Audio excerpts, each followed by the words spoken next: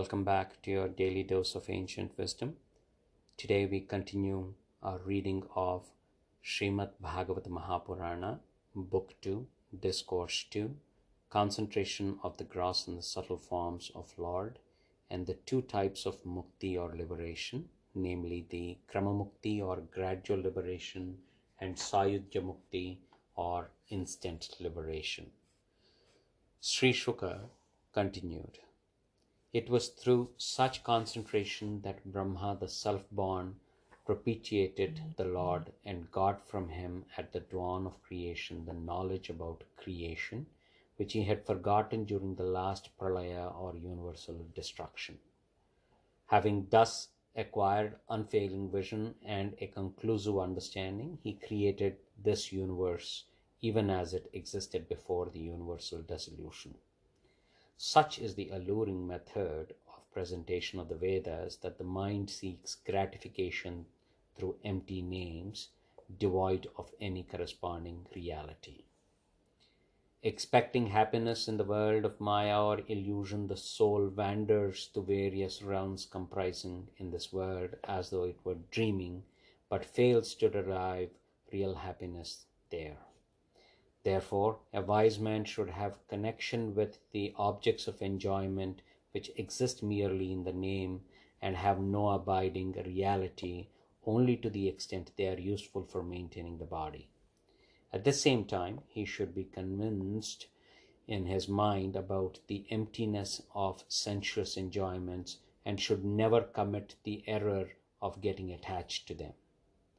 And if such objects could be had otherwise by the force of prabodha or destiny as a matter of course, he should not strive for them, seeing that such an endeavor would entail or fruitless labor. When earth is there, what would be gained by taking pains for a bed? When nature has provided us with arms, what use have we for pillows? When we can hold things in the hollow of our palms, what need is there for dishes and cups of various kinds? And when there are the cardinal points, the barks of the trees and so on to cover our body with, of what avail are the silken robes? Are there no rags on the road to wrap ourselves with? Do not trees that live only to maintain others give alms in the shape of fruits, leaves, and so on to the needy? Have rivers dried up for the man who needs water? Have the mouths of the mountain caves been blocked against those who seek to use them as a shelter? And above all, does the Supreme Lord Sri Hari deny protection to those who approach him? Wherefore, then, should the wise knock at the door of those who are blind with pride of wealth? Having thus determined his goal, with a complacent mind, a man should adore the infinite and the eternal Lord, residing in his very heart as his beloved self and as self-evident truth. For through his worship, the seed of metapsychosis in the shape of ignorance ceases to be. Who else than beast would desist from meditating on the Supreme and set his mind on the pleasure of senses, even when he actually sees people fallen into the hellish river of mundane life and suffer the agonies brought by their own past actions?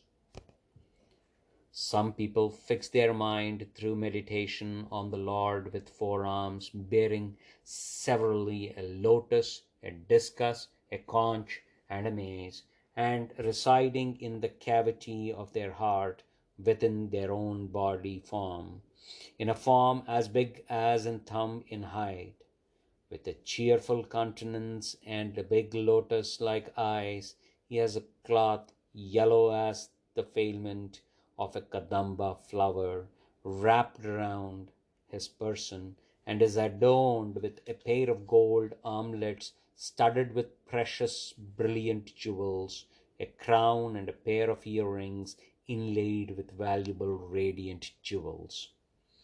His feet, which are tender like young shoots, are installed by the masters of yoga at the center of the full-blown lotus of their heart. He bears, a little above his left breast, a golden streak which is held as a symbol of goddess Lakshmi, has the famous Kaustubha gem hanging from his neck, and his chest is covered by a garland of sylvan flowers of unfading splendor. He is adorned with a girdle round his waist, as well as the most precious rings, anklets, and bracelets, etc., and looks charming with a smile that ever beams on his countenance, beautified with sleek, glossy, curly, and dark tresses. He is betraying his abundant grace on the devotees by the play of his brows, the beauty of which is enhanced by his sportful bright smiles and glances. The participant should continue to gaze on this conceptual image of the Lord till his mind gets fixated in meditation. He should visualize with his mind, one by one, all the limbs of Lord Vishnu, the wielder of the mace, from his feet upward to his smiling countenance. Even as his reason gets purer and purer, his mind will become steadier and steadier, and in this way, when one limb becomes clearly visible, he should leave it to visualize the next, till one's mind gets fixed through devotion on the all-witnessing Supreme Lord of Universe as portrayed above. The participant should, with a concentrated mind, meditate on the greatest form of the Lord as described in Discourse 1, after he has finished his daily devotions. Dear Parikshit, when the striver intends to leave his body, he should not allow his mind to get attached to the time and place. Sitting in a steady and easy posture, he should control his breath and restrain his senses with his mind. Then, controlling his mind with his pure reason, he should merge his intellect as well as his mind in the kshetrajna, the conscious principle in the body, and the kshetrajna in the absolute self. Then, merging the self in the Supreme Spirit and attaining final peace, the wise man should abstain from all activity. In that state of absorption into the Supreme Spirit, time, which is ruler even of gods, has no power, much less the gods of the creatures that are ruled over by them. There is neither sattva nor rajas nor tamas in that state, much less the ego of the Mahat, the principle of cosmic intelligence, or pradhana, or the primordial matter. Bent upon rejecting everything other than God as not that, and giving up false self-identification with body and things associated with it, the yogis, full of exclusive devotion, embrace with their heart every moment the adorable form of Lord Vishnu. The scriptures are at one in declaring this form as the supreme essence of all prevailing Lord. The yogi whose cravings for the sense gratification have been completely set by the force of wisdom acquired through the scriptures should drop his body in the following manner. First of all, he should squat on his seat, pressing the anus with his heel, and then, overcoming languor, should draw the air upwards through the 6 places where 6 mystical circles are located. The self-disciplined yogi should draw the air located in the circle within the navel, known by the name of Manipuraka, upwards into the chakra located in the heart called Anahata, thence following the course to the Uddana air. He should take it to the circle located above the breast, known by the name of Visuddhi, and again, with the help of reason, he should gradually push it to the root of the plate, that is, the top of the Visuddhi chakra. Thereafter, having closed the 7 passages like 2 eyes, 2 ears, 2 nostrils, and the mouth, he should take the air from the root of the plate of the circle located in the middle of the eyebrows, called as Agna chakra. Then, if he has no desire to visit the higher worlds, he should pause at the Agna chakra for about half an hour with a gaze fixed on his goal and taking the air into the Sahasrara chakra located at the crown of his head, attain the union with the God. Finally, breaking open the crown of his head, he should abandon his body and the senses.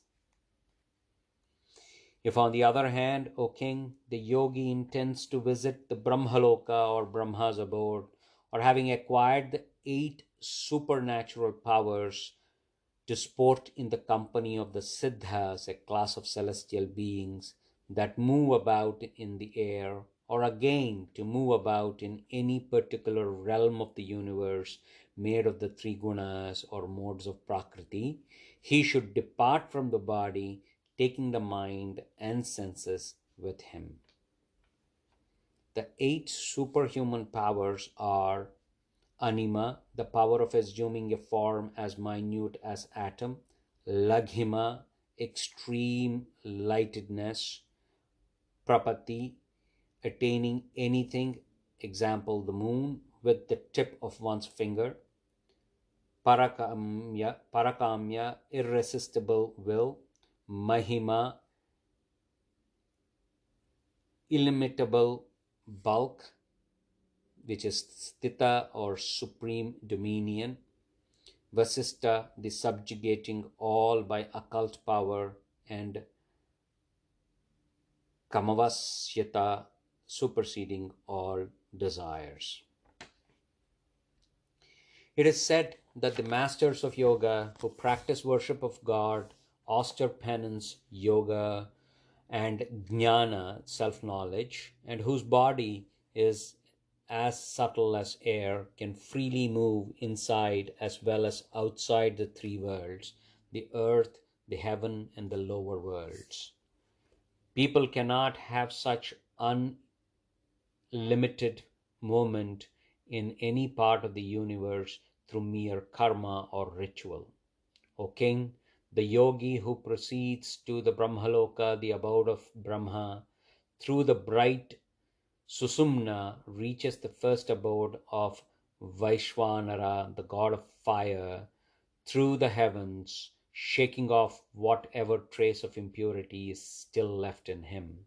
He then rises upwards to the stellar sphere, resembling in the shape the figure of a dolphin, and presided over by Lord Vishnu. Passing beyond the sphere presiding over by Vishnu, which is like a navel of the wheel of this universe, he ascends alone in his most subtle and pure body to the realm called Maharloka, the region immediately enclosing Indra's paradise, which is adorned even by the knowers of Brahma, and which is the delightful abode of gods that live for a whole kalpa, a day for Brahma. Thereafter, at the end of the kalpa, when he sees the whole world below being consumed by the fire proceeding from the mouth of Lord Ananta or Shesha, he rises still higher to Brahma's abode, where the foremost among the Siddhas reside in their aerial cars, and which last for 2 pradhanas, or the full spans of Brahma's life. There is no grief nor agony, neither old age nor death in that sphere, much less fear of any kind. The only agony they suffer from is the mental anguish they feel out of compassion when they see people who have no knowledge of the process of meditation as described above, undergoing repeated births and deaths that entail endless suffering. Then, after reaching the Satyaloka, he fearlessly unites his subtle body with the earth and thereafter steadily pierces the 7 slits encasing the earth as below. From his terrestrial form he passes on to the watery, and from that aqueous to the fiery state. Again from his fiery form he makes his way into the aerial state, and lastly his aerial form, in course of time he enters the ethereal state, which is an index of the infinitude of Brahma. Again, through his olfactory sense, the yogi returns to the subtle element of smell, through that sense of taste to the subtle element of taste, through the sense of sight to the subtle element of color, through the sense of touch to the subtle element of touch, through the auditory sense to the subtle element of sound, and through each organ of action to the functioning power of each, and thus all of them return to their subtle form. Thus reaching beyond the gross and the subtle states of the 5 elements, the yogi enters the ego. He dissolves the subtle elements into the tamasika ego, the senses into rajasika, and the mind as well as the deities presiding over the senses into the sattvika ego. Then, through the same process of dissolution, he returns along with the ego to the principle of the cosmic intelligence, the Mahat Tattva, and finally to Prakriti, in which merges all 3 gunas. Again, during the final dissolution, when Prakriti too merges in God, the yogi who becomes all blissful now merges with that pure blissful form in God, who is perfectly tranquil and bliss itself. Dear Parikshit, he who attains this divine goal no more returns to this world of matter of transmigration. These, O king, are the 2 eternal paths recommended by the Vedas, about which you inquired of me. O Yor, when Brahma the creator worshipped Lord Vasudeva or Vishnu and interrogated him, it was these 2 paths that were taught to him by the Lord. For him who has fallen into the whirlpool of transmigration, there is no blessed path other than that which makes for devotion to Lord Vasudeva.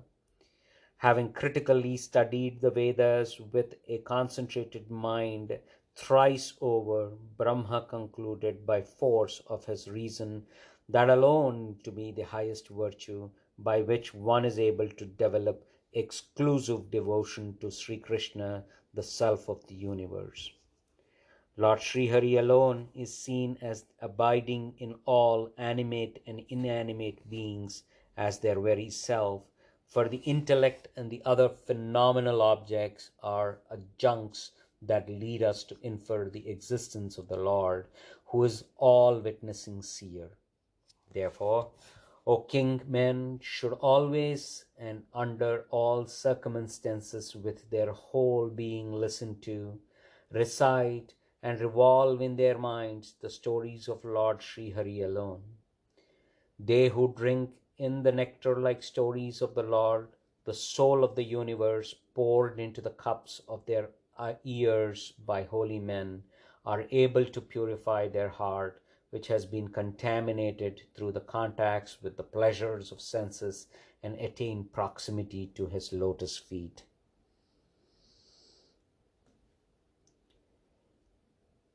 Footnote: a particular air tube of body lying between those called Ida and Pingala are believed to be the one of the passage of air or the spirit.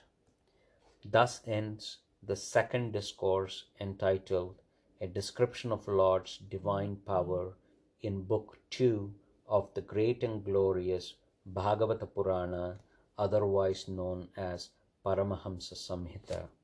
Thank you.